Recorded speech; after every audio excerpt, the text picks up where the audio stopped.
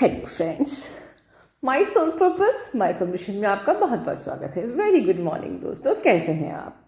Doubt series के लिए आपके 3-4 क्वेश्चंस आए, जिसमें कि 3-4 क्वेश्चन कॉमन थे कि मैडम डीएम अवेकन होने के बाद कैसा होता है, क्या होता है। किसी ने क्वेश्चन किया है, मैडम मेरा डीएम अवेकन तो हो, वापस लौट के तो आ गया, मेरा रियूनियन तो हो गया, लेकिन वो अभी एडिक्शन इशू से ऑपरेट कर रहा है या होपफुली सेक्सुअलिटी से ऑपरेट कर रहा है। एंड किसी का है कि मैडम मेरा डीएम बार बार आ रहा जा रहा है, तो क्या ये रीयूनियन है।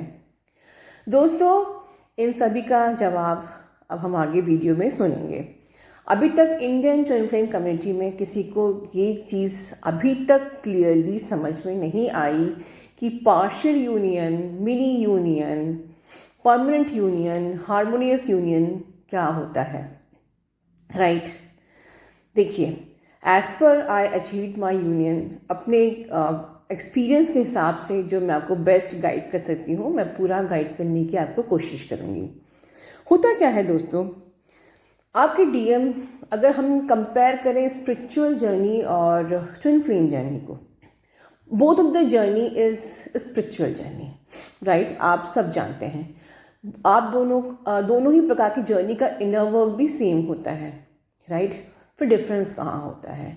डिफरेंस ऐसा होता है कि जो स्पिरिचुअल जर्नी होती है उसमें हमारा यूनियन डिवाइन से होता है, ठीक है। और हम डेफिनेटली हमारा डायमेंशन, हमारी फ्रीक्वेंसी, हमारी वाइब्रेशंस स्पिरिचुअल जर्नी में भी रेज होती है, और हम उस रेज वाइब्रेशन को मदर अर्थ को प्रोवाइड करते हैं, देते हैं। स्पिरिचुअल जर्नी में भी, ट्विन फ्लेम जर्नी में ये होता है कि पहले स्पिरिचुअल जर्नी की तरह ही हमारा डिवाइन से पहले यूनियन होता है, ठीक है। और उसको हम लोग हमारा इनर यूनियन भी बोलते हैं, उसका डिवाइन से यूनियन भी बोलते हैं, और उसके बाद हमारा ट्विन फ्लेम से यूनियन होता है। लेकिन डिवाइन से यूनियन होने के बाद ट्विन फ्लेम का यूनियन बहुत ही ज़्यादा इजी हो जाता है, क्योंकि एक बार डिवाइन इंटरवेंशन आपके बीच में हो गया तो ऑटोमेटिकली जो आपका डीएम होता है वो आपके पीछे मिलने के लिए बार बार मिलने की कोशिश करता है, वो आपसे मिलना चाहता है। लेकिन उस वक्त जो डीएम, ये बात भी सही है कि आपका डीएम आपके साथ ही अवेकन होता है, बट उसने स्पिरिचुअल प्रैक्टिस नहीं करी है, इसलिए उनका डायमेंशन रेज नहीं होता है। तो अवेकन तो वो होते हैं तभी वो लौट के आते हैं, बट वो लोग एडिक्शन इशू में इसलिए फंसे होते हैं क्योंकि उन्होंने अपना डायमेंशन रेज नहीं किया है। They are still operating with 3D reality. अभी भी उनको एडिक्शन इशू है, अभी भी उनको सेक्सुअलिटी के इश्यूज हैं। बट थिंग इज दिस कि उनको ये एडिक्शन इशू होता ही क्यों है। मोस्ट ऑफ द डीएम को एडिक्शन इशू होता ही क्यों है। होता क्या है, जैसे आप ट्विन हो, आपके काउंटर पार्ट भी ट्विन है। राइट, आपकी वाइब्रेशन बाकी सोल्स से ज़्यादा हाई होती है, ठीक है। इसीलिए हम अपने आप को special souls and master souls बोलते हैं, क्योंकि हमारी फ्रिक्वेंसी, हमारी vibration as compare to other souls ज़्यादा होती है। इसीलिए हम लोग उनके शिकार बनते हैं, वो हमारी लाइट चुराने के लिए आते हैं, वो हम पे उंगलियां उठाते हैं। राइट, तो डेफिनेटली आप अगर ट्विन सोल हो तो आपका काउंटर पार्ट भी तो ट्विन सोल है, डेफिनेटली उसकी भी जो लाइट है उतनी ही ब्राइट है जितनी आपकी है, ठीक है। अब प्रॉब्लम ये होती है हम लोगों के साथ कि हम लोग के सामने चॉइस होती है कि मे बी हम सही रास्ते चले जाएं या मे बी हम रॉन्ग पाथ को अडॉप्ट कर लें। और ये बात मैंने बहुत पहले 2-3 वीडियो में बोल चुकी हूँ, अगर मेरे ओल्ड सब्सक्राइबर ने सुनी हो, कि या तो आपके पास पॉजिटिव रास्ता होता है या नेगेटिव रास्ता। आपको सोल शॉक मिला, ठीक है, तो आप लोग भी नेगेटिव रास्ता अपना सकते थे, बट आपने स्पिरिचुअल प्रैक्टिस का रास्ता अपनाया और आप इस जर्नी पे आ गए, आपने खुद को इवॉल्व किया। उसी वक्त इन लोग के संग प्रॉब्लम क्या होती है, इन लोग के सामने ये जर्नी नहीं आई। उनको आपके लिए उनको उनके माइंड को नम कर दिया गया, ठीक है। अब उनकी जो एनर्जी थी, उस एनर्जी ने रॉन्ग पाथ अपना लिया। मे बी कि issues, maybe the issue of drinking, maybe the issue of third parties, maybe the issue of sexuality. किसी को पैसे कमाने का जुनून, किसी भी प्रकार का जुनून इज़ द एडिक्शन इशू. ठीक है, तो ये सारे वो अपनी उस एनर्जी को वहाँ से, मतलब उनको खुशी वहाँ से मिलती है. वो सोचते हैं कि अगर हम थर्ड पार्टी में लड़कियाँ फ्लर्टिंग करेंगे तो ही हमें वो प्लेजर मिलेगा. उनको लगता है या हम ड्रिंकिंग बहुत करेंगे तो ही हमको प्लेजर मिलेगा, या हम सेक्सुअलिटी से ऑपरेट करेंगे तो ही हमको प्लेजर मिलेगा, क्योंकि वो उनका रास्ता ऐसा गलत हो जाता है. ठीक है, इसीलिए अब ये जो सेक्सुअलिटी से ऑपरेट कर रहे हैं वो उनको कौन हील करेगा? किसका चार्ज है ये आप ही का चार्ज है. ये कब होता है, किसको ये कब हम ये रिस्पॉन्सिबिलिटी अपने ऊपर लेते हैं? ये बात समझने वाली है, इसको बहुत ध्यान से सुनिए. प्रोसेस क्या होता है, प्रोसीजर क्या होता है कि आपने ये जर्नी पूरी करी, आपने अपना इनर DMDF बैलेंस कर लिया, आप इनर यूनियन में आ गए, आपका डिवाइन से यूनियन हो गया.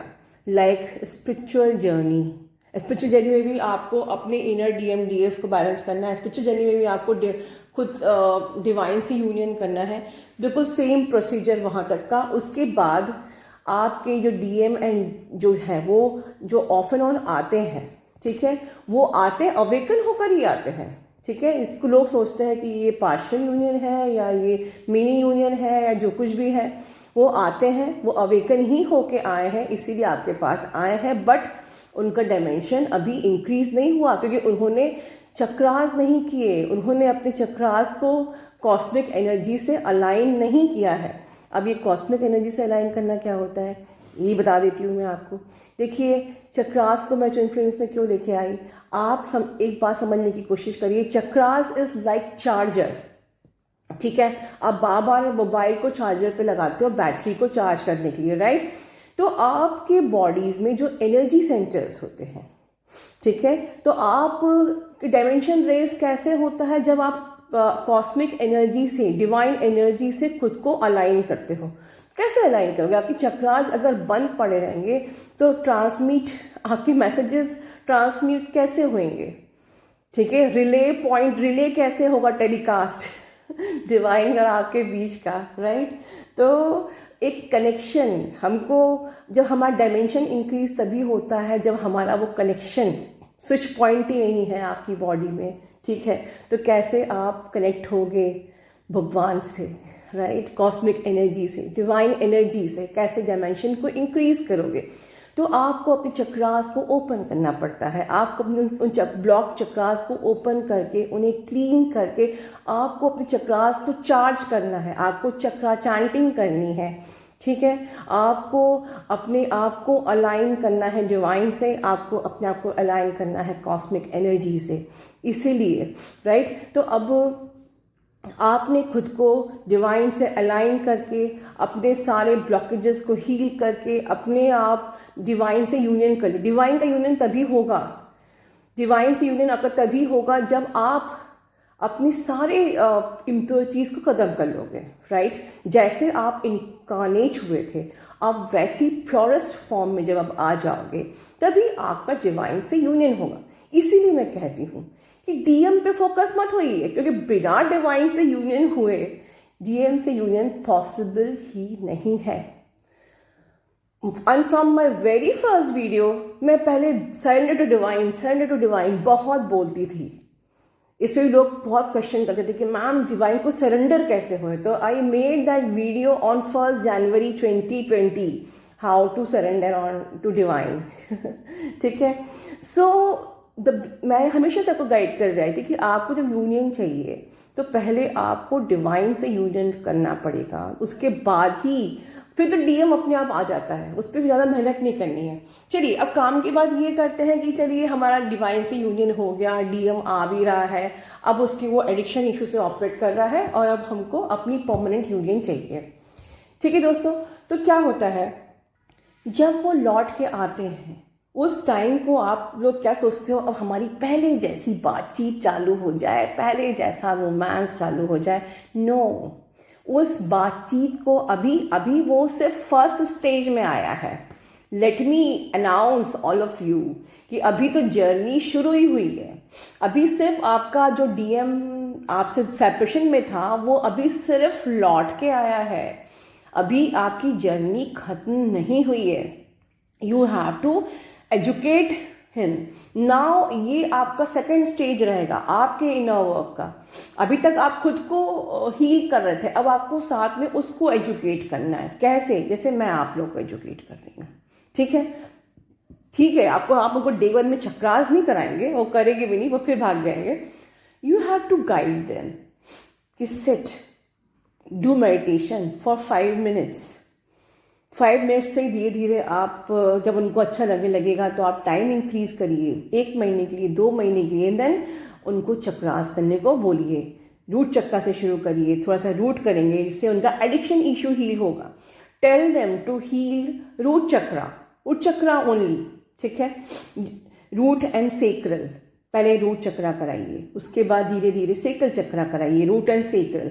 इसी प्रकार से जब वो उस लाइफ के यूज टू हो जाएंगे, वो उस चीज़ से इम्यून हो जाएंगे, वो आपके जो आप एजुकेट गाइड कर रहे हैं उनको, वो उससे अपने आप को कंफर्टेबल फील करने लगेंगे, तो वो फिर पूरा चक्रास करेंगे। पर ये देखिए दोस्तों, एक बात माइंड में रखिए, कोई भी चेंजेस एक दिन में या एक साल में या कुछ महीनों में नहीं होता है। ये एक जर्नी है, ठीक है? ये आपके अकॉर्डिंग नहीं चलती है, मैं बार बार बोल रही हूँ। तो चीज़ें अभी वो लौट के आया है, तो ये एक आपकी जर्नी का पहला पड़ाव आपने क्लियर किया है। जर्नी ख़त्म नहीं हो गई है, तो आपको भी अपना इनर वर्क करना है, आपको भी न्यूट्रल रहना है, आपको भी बैलेंस में रहना है। और एट द सेम टाइम हमको रोमांस की बातें ना करके हमें उन्हें एजुकेट करना है कि भाई ये समय इतना ऐसा चल रहा है 2020 का, ठीक, हालात कैसे हैं, हमको थोड़ा सा स्पिरिचुअली अलाइन होना चाहिए। इस प्रकार से अपने डीएम से बात करिए, एजुकेट करिए, उनका फोकस शिफ्ट करिए टुवर्ड्स स्पिरिचुअलिटी, और धीमे धीमे होगा। डे 1 में तो आप भी मेडिटेशन नहीं कर पाए थे, राइट? इसी प्रकार से धीरे धीरे चेंजेस आएंगे और इस प्रकार से वो अवेकन, बिल्कुल आप दोनों की एनर्जी बिल्कुल बैलेंस में आ जाएगी। तो अक्सर मैंने कई लोगों को कंफ्यूज देखा है, उनको समझ में नहीं आता कि हमारी एनर्जी, हम तो डीएम आ गया, लेकिन अब उसकी एनर्जी, उसको कैसे अलाइन करें, उसको कैसे बैलेंस करें, आप लोग बहुत कंफ्यूज होते हो। So this is very very important video, ठीक है? जिन लोग बिल्कुल अबाउट टू रीयूनियन में है, या जिनका पार्शियल यूनियन हो गया है, जिनका मिनी रीयूनियन हो गया है, व्हाटएवर, आप उसको कुछ भी नाम दे सकते हैं। एंड इसी के साथ होपफुली आपको बहुत ही इंपॉर्टेंट गाइडेंस मिली होगी। इसको फॉलो करिए दोस्तों। God bless you all, love you all, and thank you so much मेरे चैनल को सब्सक्राइब करने के लिए।